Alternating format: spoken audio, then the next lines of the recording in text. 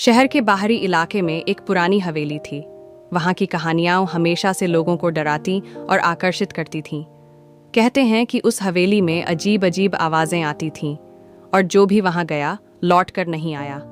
अर्पित की जिज्ञासा अर्पित, एक उत्सुक और साहसी युवक, इन कहानियों पर विश्वास नहीं करता था। उसे रहस्य पसंद थे और वह सच को जानने का इच्छुक था। एक दिन उसने अपनी दो सहेलियों नेहा और सिया को अपने साथ हवेली चलने को कहा। नेहा थोड़ी डरपोक थी, लेकिन सिया में अर्पित की तरह ही साहस था। यह सब अफवाहें हैं, अर्पित ने कहा। हमें खुद जाकर देखना चाहिए। नेहा ने हिचकते हुए हामी भरी, जबकि सिया तुरंत तैयार हो गई। रात की शुरुआत वे तीनों रात को हवेली पहुंचे। चांदनी रात थी, लेकिन हवेली के आसपास का माहौल ठंडा और डरावना था। अंदर घुसते ही उन्हें हल्की सी सड़ी हुई गंध महसूस हुई। दीवारों पर पुरानी तस्वीरें थीं, जिनके चेहरे समय के साथ धुंधले हो चुके थे। अचानक नेहा को लगा कि किसी ने उसकी कलाई पकड़ी।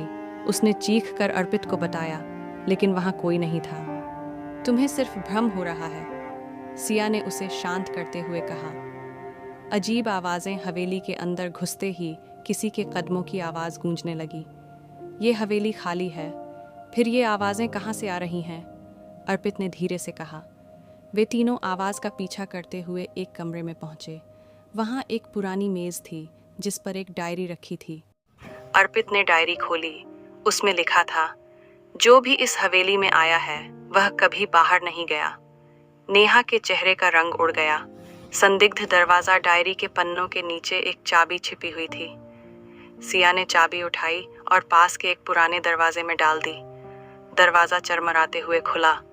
अंदर एक संकरी सुरंग थी। क्या हमें अंदर जाना चाहिए? सिया ने पूछा। शायद यही इस जगह का राज हो, अर्पित ने कहा। नेहा ने जाने से मना किया, लेकिन अर्पित और सिया आगे बढ़ गए। नेहा डरते हुए उनके पीछे पीछे चल पड़ी। सुरंग के रहस्य सुरंग अंधेरी थी। उनके कदमों की आवाज गूंज रही थी। अचानक पीछे से दरवाजा बंद होने की तेज आवाज आई। अब हम फंस गए हैं, नेहा रो पड़ी। शांत रहो, हमें एक रास्ता मिलेगा, अर्पित ने कहा। सुरंग के अंत में वे एक बड़े कमरे में पहुंचे। कमरे के बीचों बीच एक पुरानी कुर्सी थी और उस पर एक महिला बैठी थी। उसका चेहरा सफेद चादर से ढका हुआ था। सच्चाई का खुलासा अर्पित ने साहस जुटाकर चादर हटाई। वह एक गुड़िया थी, लेकिन उसकी आंखें इंसानों जैसी लग रही थीं। अचानक गुड़िया से एक तेज आवाज निकली और एक अजीब परछाई उनके चारों ओर घूमने लगी। ये सब क्या है? सिया ने चिल्लाते हुए पूछा। परछाई ने कहा, तुम यहाँ क्यों आए हो? ये जगह मेरे लिए सुरक्षित है। अंतिम मोड़, अर्पित ने कहा। हम यहाँ किसी को परेशान करने नहीं आए, हम सिर्फ सच जानने आए हैं। परछाई ने थोड़ी देर सोचा और कहा, तुम सच जानना चाहते हो तो मेरी आत्मा को मुक्त करो। सिया ने पूछा, कैसे? परछाई ने उन्हें एक काली किताब दी और कहा कि इसे हवेली के बाहर ले जाकर जलाना होगा।